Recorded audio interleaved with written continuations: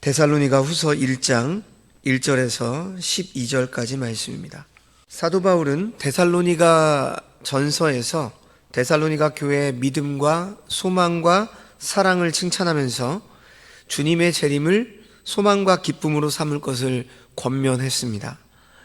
그런데 바울이 데살로니가 교회에 첫 번째 편지를 보낸 이후에 다시 들려오는 소식 중에는 좋은 내용만 있는 것은 아니었습니다. 서신을 읽은 사람들에게 오해가 생겼는데요. 크게 두 가지 종류의 오해를 가진 사람들이 생겼습니다. 첫 번째 오해는 무엇이냐면 데살로니가전서 5장의 말씀 중에 너희는 낮에 속한 사람들이어서 이제 하나님의 백성들이다. 그러니까 이 말씀을 듣고는 이런 생각을 한 거죠. 우리는 이미 구원받은 자들이니까 지금부터는 내 마음대로 살아도 되겠구나. 구원받았으니까 안심해도 되겠다. 우리는 낮에 속한 사람들, 하나님의 백성들이다. 이 말씀을 듣고 이렇게 생각한 것입니다. 지금도 이런 신앙의 사고를 가진 분들이 있죠. 그래서 방종하고 믿음으로 이제 구원을 받았으니까 한 번 구원이면 영원한 구원이다. 사실 교리적으로는 그렇게 틀린 표현은 아니기도 하지만 그렇다고 해서 그런 식으로 표현하는 것도 문제가 있죠. 구원을 받았다면 구원에 합당한 생활을 하는 게 당연한 것인데 이제 구원을 받았으니까 내 마음대로 살아도 되겠다. 이렇게 방종하는 그러한 신앙의 행태가 그 당시에도 있었다라는 것입니다. 여전히 오늘날에도 그러한 신앙 행태를 가진 사람들도 있죠. 자, 또 하나의 어떤 오해는 주님의 재림이 임박했는데 이 땅의 일에 더 이상 신경 쓰고 살아서는 안 되겠다. 오직 주님의 일에만 전념을 해야 되겠다. 그래서 이런 생각에 마치 직업도 학업도 일상도 포기하고 오늘날로 말하면 여기저기 전도지 가지고 다니면서 전도하는 게 훨씬 더 맞지 않는가. 이런 식으로 어떤 영적인 생활에만 전념하려는 사람들이 생겨난 것입니다. 그래서 사도 바울은 환난을 당하는 성도들을 격려하는 한편으로 종말과 그리스도의 재림에 대한 이 잘못된 신앙으로 인해서 흔들리는 그리고 오해하는 성도들이 없도록 권면하기 위해서 데살로니가 후서를 기록한 것입니다. 간단하게 데살로니가 후서 각 장별 주제에 대해서 말씀을 드린다면 먼저 1장은 데살로니가 교인들을 격려하는 격려의 말씀으로 되어 있고요. 그리고 2장부터는 교훈을 잘못 받은 것에 대한 주의의 말씀을 하고 있습니다. 그래서 2장 7절 말씀, 내일 보겠지만 7절 말씀을 보시면 불법의 비밀이 이미 활동하였으나 지금은 그것을 막는 자가 있어 그 중에서 옮길 때까지 하리라. 그러니까 이러한 재림의 징조가 있지만 재림의 징조가 있다고 해서 그 징조 때문에 성도들의 삶이 흐트러져서는 안 된다. 이러한 말씀을 하고 있습니다. 그리고 마지막 3장에서는 실제 생활에 대해서 말씀을 하고 있죠. 규모 있고 질서 있는 생활을 해야 한다는 것이죠. 주님이 재림하시는 그날까지 우리는 일상을 성실하게 살아가야 하고 맡은 일에 최선을 다해 살아가야 한다. 바로 이것이 데살로니가 후서 전체의 흐름이라고 할 수 있습니다. 자, 이제 오늘 본문 초반부를 보시면요. 바울은 데살로니가 교회에 나타난 문제들을 지적하기 전에 먼저 박해와 환난 가운데서도 계속해서 자라나는 그들의 믿음과 사랑에 대해서 하나님께 감사를 드리고 있습니다. 1절 2절 말씀인데요. 바울과 실루아노와 디모데는 하나님 우리 아버지와 주 예수 그리스도 안에 있는 데살로니가인의 교회에 편지하노니 하나님 아버지와 주 예수 그리스도로부터 은혜와 평강이 너희에게 있을지어다. 바울이 데살로니가 전서와 같이 공동 발신자로 언급을 하고 있죠. 그들은 실라와 디모데인데요. 바울의 2차 전도 여행 때 데살로니가에 가서 함께 복음을 전한 사람들입니다.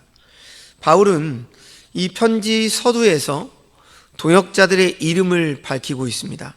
이것은 편지를 쓰면서 자기 혼자만의 어떤 생각과 말이 아니라 동역자의 이름을 전부 거론함으로 공동 명의로 교훈을 가르치고 있다는 것입니다. 물론 지금 이 편지는 사도 바울 한 사람이 기록해서 가르침을 주고 있습니다. 하지만 이런 표현을 통해서 바울의 겸손하고 동역자를 배려하는 넓은 아량을 우리가 또한 엿볼 수가 있습니다. 짧은 인사말이지만 여럿이 같이 한 일에도 자기가 다한 것처럼 표현하고자 하는 오늘을 살아가는 많은 그리스도인들에게 깨우침을 주는 구절이죠. 함께 동역하는데 자기만 드러내려고 하는 사람들이 있잖아요. 하지만 바울은 사실 모든 면에서 본인이 주도해서 사역을 했을 것이고 또 이 데살로니가 서신을 본인이 생각해서 쓴 겁니다. 성령 하나님께서 감동하심으로 바울이 기록한 것이죠. 하지만 바울과 함께한 동역자들의 이름을 함께 실어줌으로 인해서 같이 함께 이 사역을 하고 있고 또 같이 함께 데살로니가 교회 교인들을 권면한다, 이렇게 말씀하고 있는 것이죠. 자, 이제 3절부터 본격적으로 이 서신이 시작이 되고 있는데, 이 본문은 바울의 서신 중에서 가장 긴 문장이라고 할 수 있습니다. 헬라어 원문으로 보면 오늘 보면 3절에서 10절까지 한 문장으로 되어 있다고 합니다. 그리고 이 문장의 주된 내용은 바울의 감사에 대한 말씀입니다. 3, 4절 말씀을 보시면 바울은 데살로니가 교인들을 칭찬하는데요. 먼저 형제들아, 우리가 너희를 위하여 항상 하나님께 감사한다, 이렇게 시작을 하죠. 그러면서 감사한 이유에 대해서 바로 이어서 나오는데, 너희의 믿음이 더욱 자라고 너희가 다 각기 서로 사랑함이 풍성함이니. 하나님께 감사하는 이유가 바로 데살로니가 교인들이 환난 중에서도 믿음이 자랐고 사랑이 풍성해졌기 때문이라고 하는 것입니다. 데살로니가 교인들은 하나님과의 관계에서 믿음이 더욱 자랄 뿐 아니라 다른 지체들과의 관계에서 사랑이 풍성하도록 자라나고 있었습니다.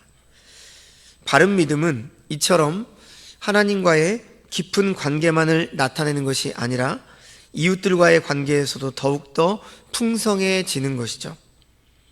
데살로니가 교인들은 그들에게 닥치는 박해와 환난이 많았지만 인내하며 믿음에 굳게 서 있을 뿐 아니라 계속 성장하고 있었습니다. 이러한 부분에 대해서 바울은 하나님께 감사하지 않을 수가 없었던 것입니다. 그런데요, 지금 이 부분을 자세히 보시면 바울은 오늘 본문에서 믿음의 행위, 사랑의 수고, 이 믿음과 사랑에 대해서 언급을 하고 있는데, 한 가지 데살로니가 전서에서 맨 마지막에 강조했던 소망의 인내에 대해서는 지금 언급하지 않고 있다는 사실을 우리는 주목해야 합니다. 그러니까 데살로니가 전서에서는 믿음과 사랑과 소망에 대해서 말씀을 하고 있었는데, 지금 후서에서는 소망이라고 하는 부분을 뺐어요. 왜 소망의 인내에 대해서는 언급하고 있지 않은 것일까요? 이것은 데살로니가 교인들을 가르치는 사도 바울의 교수법 중에 하나입니다. 하나를 빼놓음으로 인해서 중요한 그 한 가지가 무엇이었는가 스스로 생각해 보게 만드는 것입니다. 지금 바울은 데살로니가 교인들이 믿음과 사랑에 대해서는 나무랄 데가 없는데 충분하게 그래도 하고 있는 것 같은데, 소망의 인내에 대해서는, 즉 재림의 문제에 대해서는 문제가 있다, 이것을 언급하기 위해서 지금 의도적으로 이렇게 기록을 하고 있는 것입니다. 바울은 믿음의 진보를 이루고 있는 데살로니가 교인들에게 믿는 자가 당하는 환난에 대해서 설명을 합니다. 데살로니가 교인들은 믿는 자가 당하는 환난을 악한 박해자들의 번영이라고 하는 현실과 비교하면서 하나님의 심판이 공의로운가? 이 부분에 대해서 의문을 가질 수 있었을 것입니다. 전능하신 하나님께서 왜 자기 백성이 환난과 고통을 당하도록 그냥 내버려 두는가? 바로 이런 것이죠. 이것은 과거와 현재를 막론하고 모든 성도들이 만나게 되는 의구심입니다. 시편 기자의 고민이죠. 하나님이 참으로 이스라엘 중 마음이 정결한 자에게서 선을 행하시나 나는 거의 넘어질 뻔하다 나의 걸음이 미끄러질 뻔하였으니 이는 내가 악인의 형통함을 보고 오만한 자를 질투하였음이로다. 시편 73편 1절에서 3절 말씀입니다. 하박국 선지자도 비슷하게 하나님께 항의하죠.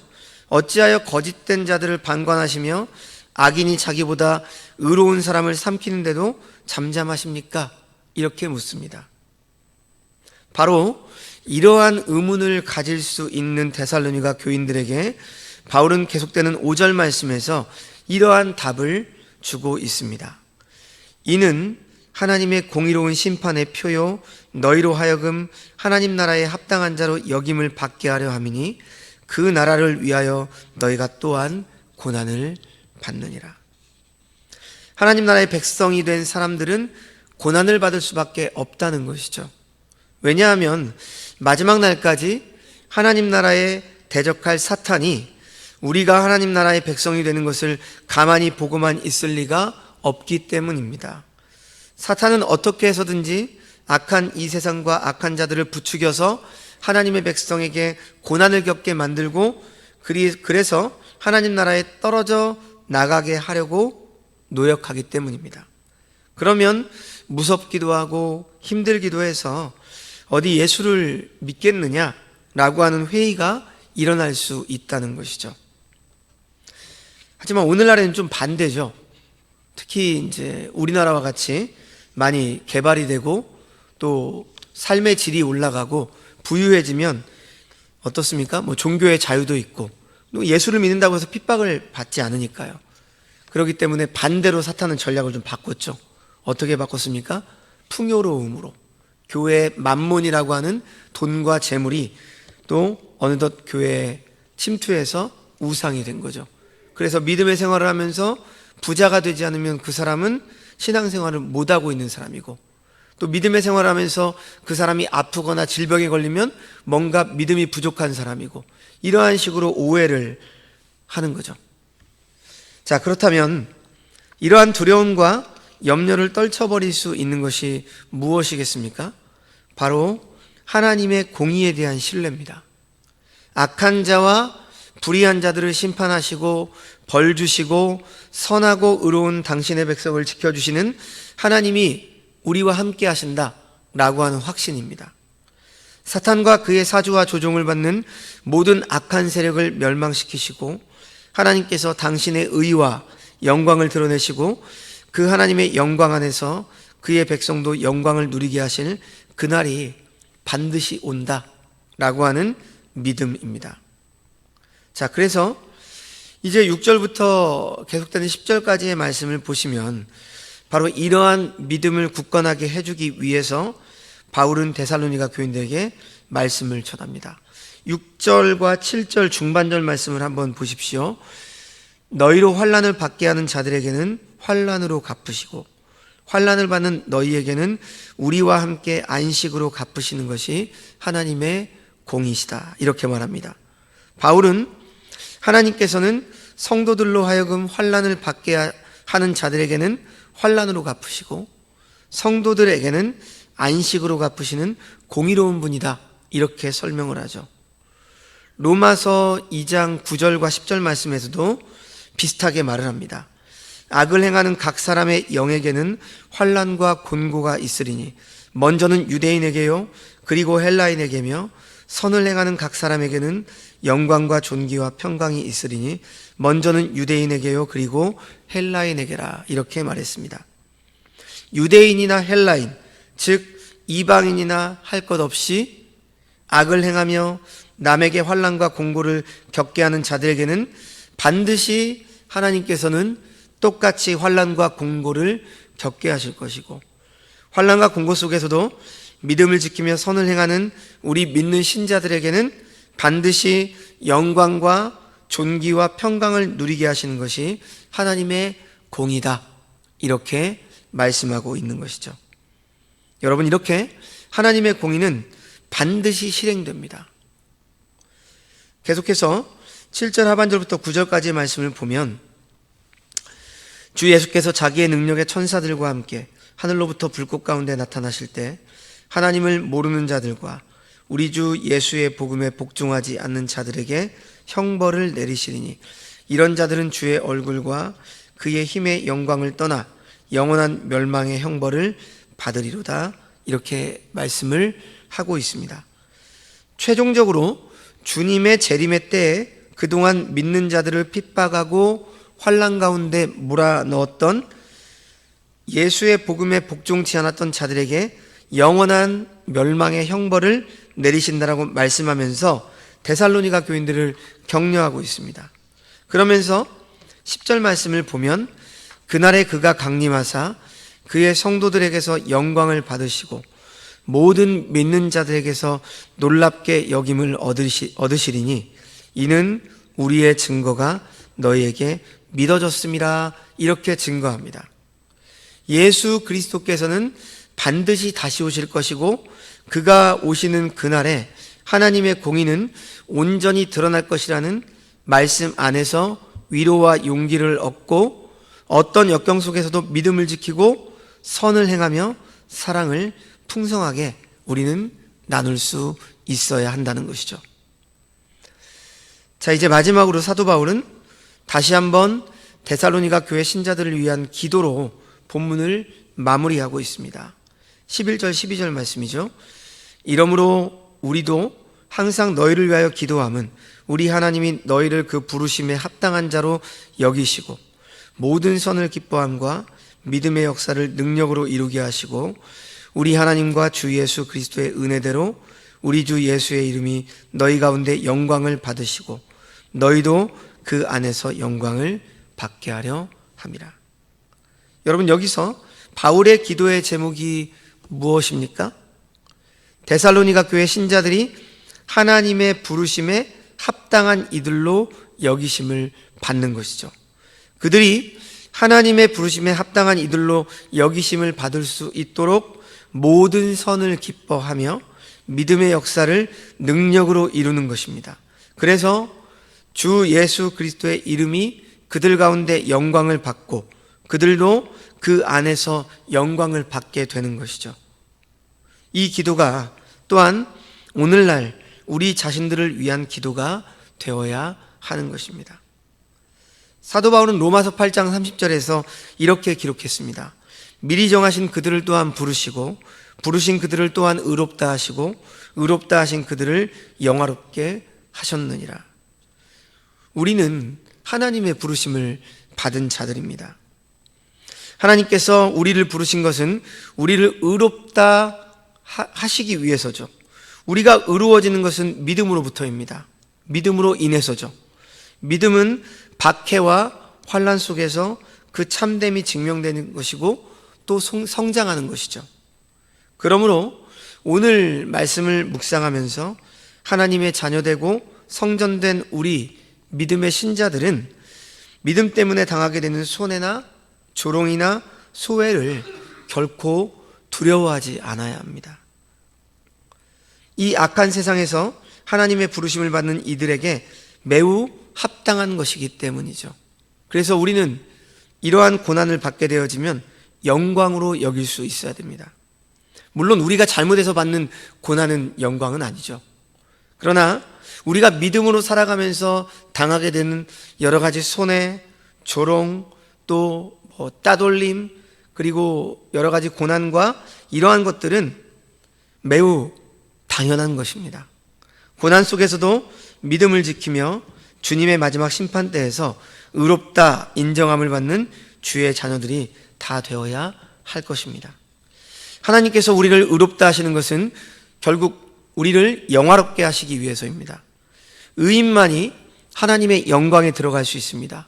끝까지 믿음을 지키는 이들이 하나님의 영광 안에서 영광과 존귀와 평강을 누릴 것입니다. 이것이 하나님의 은혜이고 주 예수 그리스도의 은혜입니다. 오늘 우리의 기도 또한 데살로니가 교인을 향한 바울의 간절한 기도처럼 하나님의 뜻에 합당하게 변화되어가는 성도의 삶을 통해서 예수 그리스도께서 영광을 받으시고 우리 또한 그 영광에 참여하는 진정한 기쁨을 누리며 이 땅에서 당하는 고난을 믿음으로 이겨나가시는 주의 백성들이 다 되시기를 주님의 이름으로 축원합니다. 기도하겠습니다. 하나님 아버지, 환난 가운데서도 인내함으로 하나님 나라에 합당한 자로 세워지게 하여 주시옵소서. 환난과 고난이 하나님의 외면이나 사랑의 단절 때문이 아님을 알게 하여 주옵시고, 우리가 살아가면서 환난 가운데서도 하나님의 섭리를 발견하며 고난 중에도 하나님의 손을 놓지 않는 그러한 믿음의 삶을 살아가게 하여 주옵소서. 그래서 하나님의 방법으로 환난을 이기고 하나님께 영광을 돌리는 삶을 살게 하여 주시옵소서. 주님, 언제나 우리와 이러한 삶을 살 수 있도록 믿음으로 함께하여 주옵소서. 모든 말씀 예수님의 이름으로 기도합니다. 아멘.